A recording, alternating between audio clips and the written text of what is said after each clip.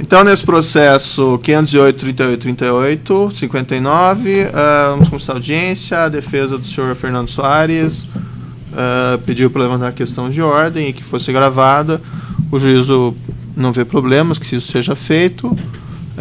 Não obstante, como existe um custo de gravação, eu consigo só os depoimentos das testemunhas que vão ser degravados. Se a defesa quiser degravar por sua conta, daí fica então ao seu encargo, certo? E então peço para o doutor falar no microfone.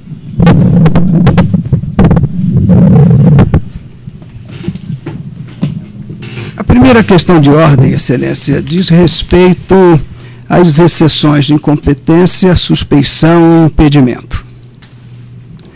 Estas são matérias que envolvem uma defesa indireta de mérito e que devem ser decididas preliminarmente à instrução processual, porque são prejudiciais à instrução processual. Sem um juiz competente, sem um juiz insuspeito e sem um juiz com relação ao quem não haja impedimento, o processo não pode se desenvolver validamente, a jurisdição não pode exercitar-se na direção do justo. Vossa Excelência não decidiu a exceção de incompetência. Entende a defesa ser gritante a incompetência do juízo. Doutor, essas exceções foram interpostas, estão sendo processadas, vão ser ouvidos. A lei não prevê suspensão do processo por conta de interposição de exceção. Então, a pretensão da defesa, com todo respeito, não tem amparo legal e essas questões estão tramitando. Então, logo que seja apresentada a manifestação do Ministério Público, serão decididas. Embora o Código de Processo Penal não estabeleça, porque pode a qualquer momento, e deve a defesa fazê-lo no primeiro instante, a bem da ordem processual, embora o Código de Processo Penal não diga exatamente em que momento deve fazê-lo, o primeiro momento é o mais indicado. E o juízo deve decidir na primeira oportunidade, ainda que redesignando o ato de instrução. Não, doutora, estou seguindo estritamente a lei, estou ouvindo a parte contrária e será decidido assim que vier concluso para a decisão. Agora eu não posso atropelar o pedido final da questão de ordem é redesignação deste ato. Tá. Mas vamos continuar. Por esse motivo, indeferido. O juízo poderia e pode, decidindo esta questão relevantíssima, à luz de texto explícito expresso do Código de Processo Penal, segundo o qual, na concorrência de jurisdições ratione loci, seja prevalecente aquela, sobre conexão e prevenção, seja prevalecente aquela do local de maior infração. Ok, então isto já foi. Eu passo para a segunda. Tá. Questão da exceção de competência, os fundamentos serão apreciados, estão lá por escrito, não tem necessidade de repetir na audiência. Suspeição, Excelência. Suspeição da mesma forma, doutor, foi interposta, está sendo processada, vai ser decidida. Eu lembro aqui que, em que pese a alegação da defesa, nessa Operação Lava Jato, já foram interpostas várias exceções de suspeição em processos conexos e nenhuma delas foi acolhida. Todas foram unanimemente rejeitadas pelo Tribunal Regional Federal e quando levada a questão por habeas corpus aos tribunais superiores, igualmente. Então ela está sendo processada e será decidida no momento oportuno. Não houve decisão definitiva das Cortes Superiores, primeiramente, e em segundo lugar, aí há desobediência expressa ao rito processual penal. Segundo o rito processual penal, Vossa Excelência, ao receber a exceção de suspeição, deveria decidir imediatamente se dava por suspeito ou não, mandando autuar a parte. Doutor, Vossa Excelência, se for examinado o texto legal, há uma previsão da possibilidade de oitiva do Ministério Público a esse respeito. Não. E foi aberta a vista ao Ministério Público a esse respeito, tão logo venha, será decidido. Então, veja, estritamente está sendo seguido a lei. Está previsto, eu posso citar o artigo para o senhor do Código de Processo Penal que prevê a possibilidade de oitiva do Ministério Público. Então, não está sendo inobservado o procedimento legal, ao contrário do que... A terceira exceção é a exceção de impedimento, com fundamento em que Vossa Excelência, com relação dos corréus, já havia dado por foro íntimo dado-se por impedido. Da mesma forma, isso está sendo processado, será ouvido o Ministério Público e será decidido. Essa mesma questão foi veiculada a título de informação em uma ação penal conexa, foi rejeitada e foi rejeitada a unanimidade pelo Tribunal Regional Federal da 4ª Região. Okay. Certo? Mas, de todo modo, os argumentos foram veiculados na petição da defesa, está sendo ouvido o Ministério Público a respeito e, tão logo vier concluso, o juiz irá apreciar a questão de imediato. Ok, excelência. A defesa conclui para dizer que a redesignação deste ato processual poria boa ordem no processo, permitiria a Vossa Excelência decidir todas essas questões sem prejuízo de tempo, esforço e material. É por isso que a defesa, olhando uma inversão tumultuária no andamento do feito, protocolizou ou está a protocolizar, e por esta petição traz ao conhecimento de Vossa Excelência, correição parcial apresentada ao Tribunal Regional Federal. Abre-se por esta petição, e agora oralmente, a oportunidade a Vossa Excelência, que parece já ter rejeitado, de uma espécie de retratação quanto à realização deste ato processual. A defesa quer deixar esta petição com Vossa Excelência para deliberação. Doutor, consciente de que Vossa Excelência verbalmente já adiantou o seu posicionamento. Certo. Na verdade, eu apreciei essa questão por escrito na decisão. Essa questão já foi colocada pelas defesas e o juízo consignou sua posição por escrito, indeferindo. Em realidade, a Constituição prevê o direito à duração razoável do processo e, havendo acusados presos, existe um dever da própria jurisdição de acelerar o processo para que haja um julgamento em tempo razoável, certo? As defesas tiveram um tempo extremamente significativo para apresentar suas manifestações e não vejo nenhuma inversão tumultuária. Também tive notícia que ontem uma reclamação interposta no Supremo Tribunal Federal foi indeferida, que buscava suspender essa audiência. Então, aparentemente, me parece que a pretensão não tem base legal. Se tivesse, provavelmente o Supremo Tribunal Federal teria deferido o requerido. Mas agradeço a notícia da interposição do recurso, mas a posição do juízo permanece a mesma. A defesa é imposição sua, ético-profissional, reeditar os argumentos lançados nessa reclamação com relação à ausência de paridade de armas com relação ao Ministério Público e uma espécie de paridade de armas defensivas com relação a um dos corréus.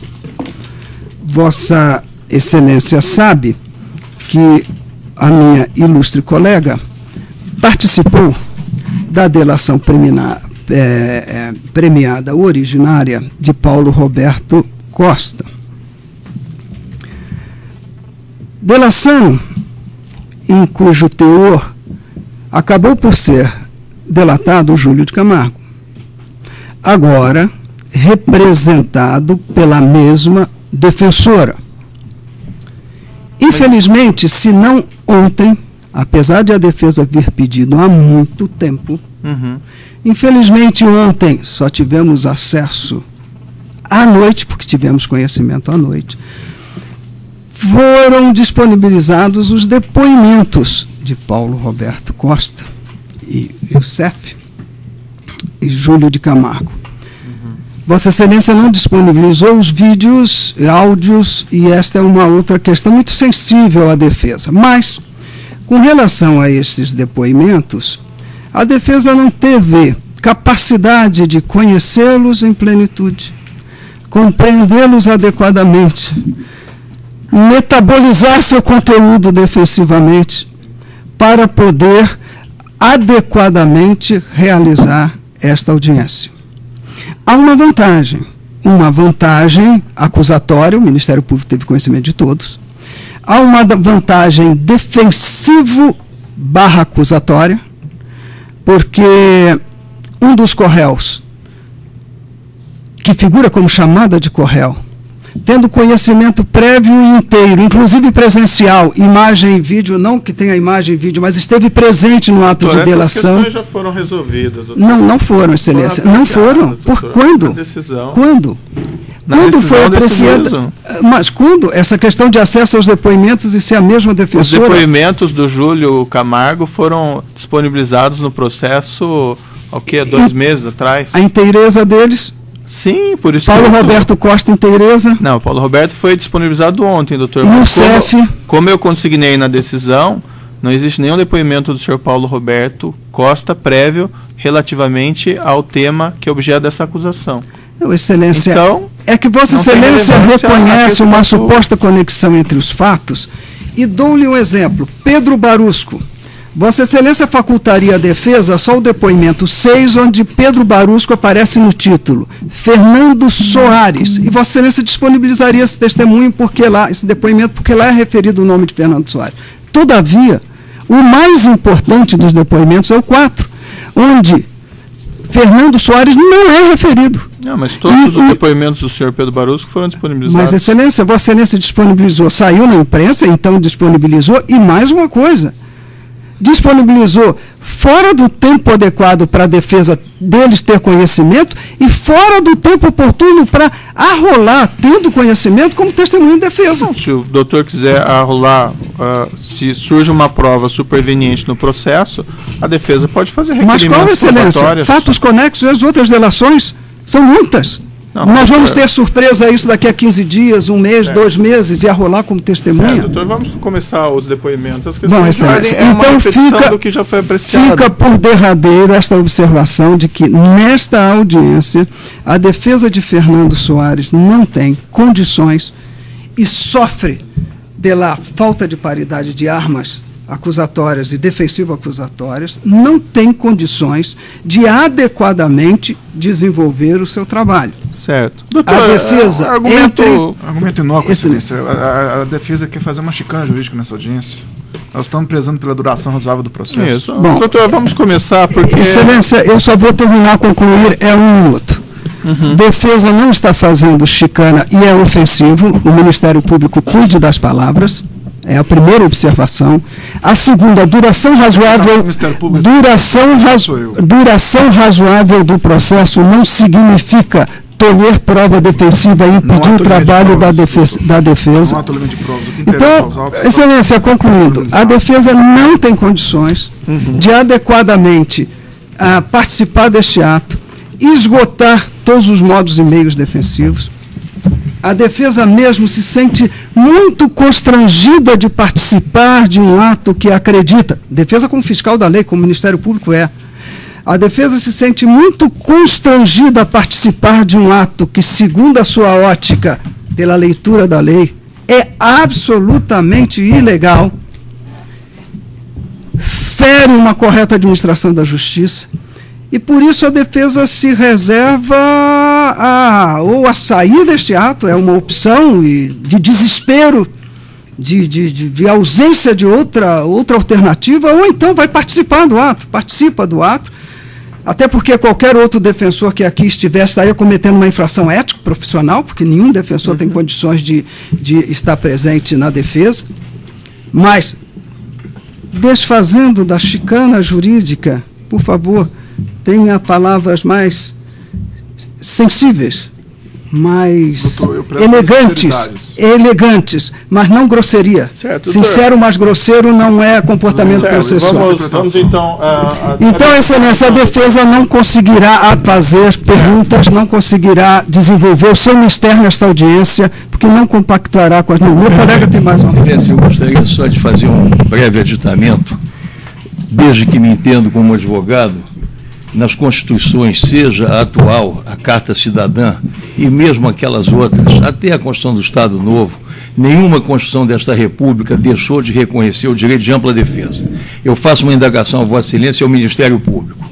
Acaso exercitar-se-á a ampla defesa, na medida em que tivemos acesso esta noite, passamos a madrugada tirando cópia dos depoimentos, são 50 depoimentos, como nós vamos inquirir quem quer que seja nessas condições, a menos que esse ato seja um ato absolutamente destinado a um simbolismo de auxiliares da justiça, que é o papel do advogado, tanto quanto do Ministério Público. Nós somos por norma constitucional expressa, auxiliares da Justiça. Não há subordinação nem hierarquia entre magistrado, Ministério Público e advogados. Nosso papel tem que ser desempenhado na conformidade das garantias da lei maior, que rege a nós todos, a qualquer cidadão, ao nosso amigo, ao nosso inimigo, ao nosso vizinho, ao nosso filho, até eventualmente a um desafeto nosso. Então, eu não me sinto em condições, nós ficaremos no ato, não formularemos nenhuma indagação, que a defesa está cerceada, como nunca vi em minha vida profissional, em 40 anos de militância profissional.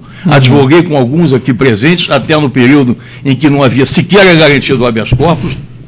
Não há nenhuma decisão definitiva, pelo menos do Supremo Tribunal Federal, acerca de várias situações que são anômalas que ocorrem neste feito, e evidentemente que tomar conhecimento, como nós tomamos conhecimento, eu jamais vi isso na minha vida profissional. Então esse ato será, seguramente um dia desses, não sei quando, não tem bola de cristal, mas será fadado, no mínimo, à cognição de um tribunal que respeite a Constituição da República. Então eu lanço aqui o meu protesto veemente contra a realização desta audiência. E Vossa Excelência afirmou que determinadas questões foram decididas, nós não sabemos disso. Eu não conheço a decisão de Vossa Excelência dos embargos de declaração. Não conheço decisão, nem sei se alguém suscitou o tema relacionado ao fato de que um profissional do direito atua numa delação onde há imposição do dever de sigilo e depois esse sigilo é quebrado porque esta pessoa se torna advogada do delatado e assim sucessivamente. Certo. Isto, evidentemente, desatende a cláusula contratual. E ver o contrato em si celebrado entre acusado e defesa, mas sem os termos correspondentes. A audiência aqui é gravada para que se veja a fidelidade, até da expressão facial, induzimento ou não de indagações. Os termos que são apresentados são sinopses da forma como se realizavam audiências no século passado. Fala-se 1 hora, 2 horas e 3, e são lidas 2 páginas. Então, não há nenhum termo de depoimento que empreste a credibilidade para que haja o exercício do contraditório nas condições que a Constituição assegura e garante a qualquer acusado. Então, diante disso, Excelência, reiterando a posição do meu colega, não há nada de pessoal com Vossa Excelência, menos ainda com o Ministério Público. Todas as causas vão passar na nossa vida, outras permanecerão e até o fim dos nossos dias. O nosso ofício é de auxiliares da Justiça, a tribuna da acusação, tribuna da defesa, ambas fiscais da lei. E Vossa Excelência, como magistrado, pode errar. O tribunal pode errar, mas o tribunal erra por último. E, de qualquer sorte, as decisões de Vossa Excelência estão submetidas ainda ao escrutínio dos tribunais desta República. A reclamação foi negada com fundamentos que eu desconheço, porque também alguma coisa de surreal acontece no país. A informática veio. Doutor, e nunca foi tão difícil ter conhecimento de uma decisão. Eu não conheço a decisão do Supremo Tribunal Federal. A audiência para fazer o quê? Uma tribuna? Para usar o direito de voz da defesa. Vossa Excelência tem que ter paciência de ouvir o advogado. Certo. É um dever de Vossa Excelência. Ouvindo, não é favor. Eu estou ouvindo. Não é favor, é obrigação de Vossa Excelência. Vamos começar a audiência. Tantas vezes quantas a defesa entenda que deva interferir, o fará. Certo. Porque é a sua missão. Certo. Então, a defesa colocou o seu posicionamento. O posicionamento do juízo, e definindo essa questão em definitivo, a defesa, os acusados conhecem os termos da acusação, no mínimo desde 17 de dezembro de 2014, com tempo superior aí a 1 mês para o exercício da ampla defesa.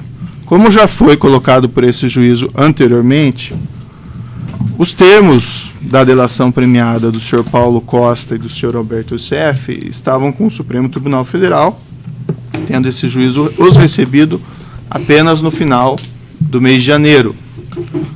Então, logo examinados e verificado o que poderia ser disponibilizado, que não envolvesse autoridade com foro privilegiado, pois esses depoimentos são da competência do Supremo, isso foi disponibilizado aos autos. Infelizmente, só foi possível fazê-lo ontem. Mas como esse juízo já consignou, nos termos disponibilizados ontem, não existe qualquer declaração dos criminosos colaboradores a respeito do fato dessa imputação. Com o que, embora a defesa tenha tido acesso a esses depoimentos antes, isso não tem a menor relevância na compreensão desse juízo em relação a ação penal aqui em curso. A posição do juízo, a despeito de eventual resignação das defesas, é da necessidade de garantir o direito dos acusados, inclusive dos acusados presos, a um julgamento no tempo mais breve possível. E, no entender do juízo, todos os direitos dos acusados vêm sendo estritamente respeitados por esse juízo e, aparentemente, embora não possa falar, evidentemente, pelos tribunais recursais ou os tribunais superiores, tem sido essa a compreensão deles, tanto assim que, como foi dito, ontem se tentou suspender perante o Supremo Tribunal Federal essa audiência, a defesa do senhor Fernando Soares, e não foi bem sucedida. Eu não conheço as razões da reclamação, não sei as razões do Supremo Tribunal Federal, mas, pelo menos, me parece que é um indicativo de que aquela corte entende da necessidade de prosseguir o processo naturalmente. Então, a questão de ordem está indeferida e o juízo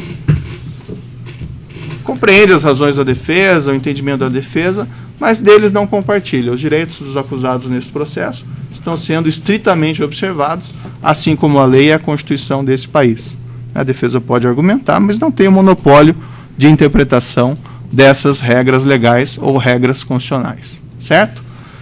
Se eventualmente, com signo, inclusive, se eventualmente, depois da oitiva do senhor Paulo Roberto Costa, no decorrer do processo, a defesa entenda que é necessária uma reinquirição, pode naturalmente requerer isso ao juízo, e o juízo vai apreciar isso com bons olhos, na suposição de que alguma prova superveniente torne necessária essa oitiva. Então fica esse compromisso do juízo e não vejo aí a necessidade se a defesa quiser perguntar, se não quiser perguntar, isso é um direito da defesa, né? Se eventualmente no futuro quiser reinquirir o senhor Paulo Roberto Costa, eu tenho absoluta certeza que ele vai estar à disposição para vir perante o juízo e prestar os esclarecimentos com naturalidade. Então, vamos prosseguir o ato sem maiores delongas. Excelência, o Nestor Severo.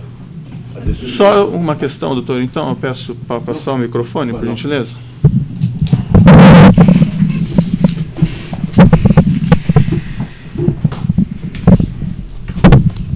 A defesa de Nestor Severo ratifica integralmente a fundamentação dos advogados de Fernando Soares e adere também ao seu requerimento, porque se sente prejudicada na ampla defesa. É impossível fazer, neste momento, defesa técnica eficiente sem o conhecimento integral de tudo que se passou. Então, ratifico e estou aderindo também à defesa de Fernando Soares.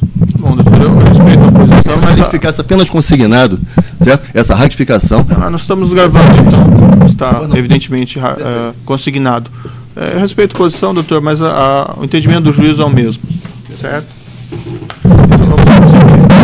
Não, sem polemizar, eu só gostaria que Vossa Excelência. Eu só gostaria que Vossa Excelência. Eu estou respeitando, eu só queria que Vossa Excelência entendesse que a avaliação da amplitude de defesa é do advogado e não de Vossa Excelência. Se Vossa Excelência acha que um dia nós podemos analisar tudo. A gravação.